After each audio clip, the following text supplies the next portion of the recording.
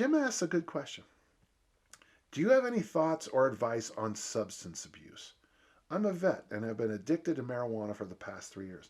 Here's an interesting thing. Jim, I'm not disagreeing with you.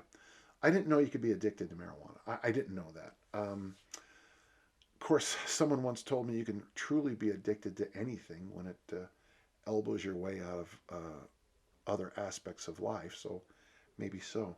I, I, I started to avoid the drugs the VA gave me, but the anger and depression remain.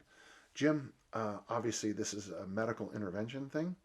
I want you to know from my heart that I grew up in a home of vets, uh, disabled American veterans, and I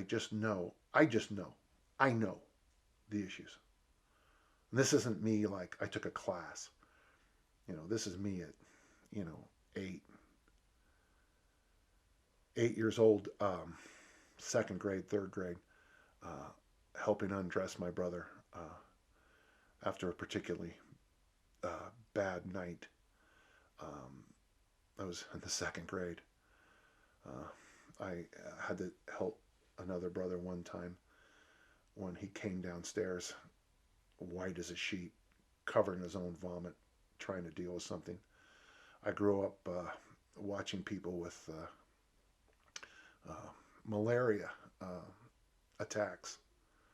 So listen, man, to quote my good friend Frank Sinatra, whatever gets you through the night.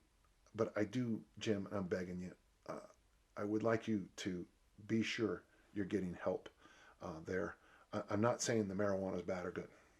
I'm just saying that you're very candid about the anger and the depression. You, I would like you to maybe either get to a support group. Uh, Jim, if you're we are rebuilding some of the men's groups that I used to belong to, and basically it's fascinating.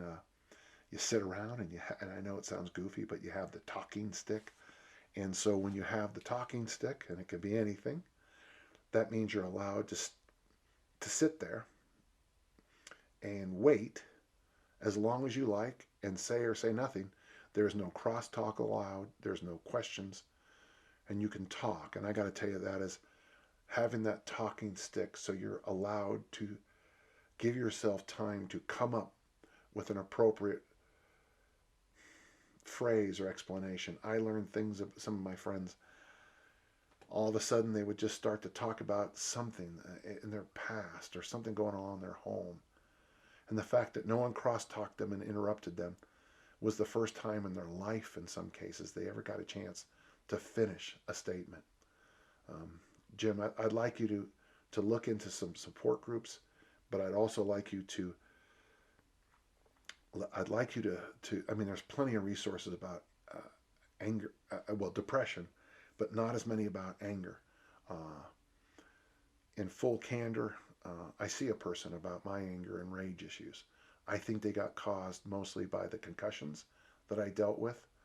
And if you're dealing with the same kind of thing from the military side, with the massive depression from like the concussion and things like that, I work with a friend who told me frankly one day, this is what the Marines used for ear protection. And he has massive issues with sleep and things like that. And it's all because of the amount of damage done to his ears while being a Marine.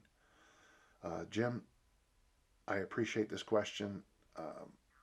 If you have further questions, you ping us, and then ask. If you can't find my email, ping the podcast and tell Brian to send this to me, and then maybe we can talk one-on-one. Thank you, and I'll do anything I can to help you.